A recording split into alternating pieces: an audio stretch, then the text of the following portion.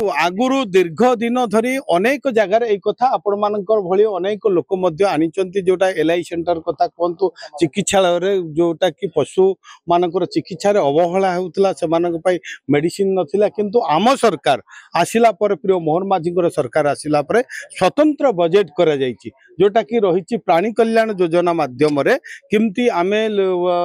सहजरे सुविधारे से मानक पर मेडिसिन पहुंचै परिबा हमर वर्तमान गोटे एमवीयू गाड़ी मध्य आमे बुलाऊचे जोटा कि चिकित्सा देवाई 314 ब्लॉक रे 314 एमवीयू गाड़ी मध्य रही 1962 रही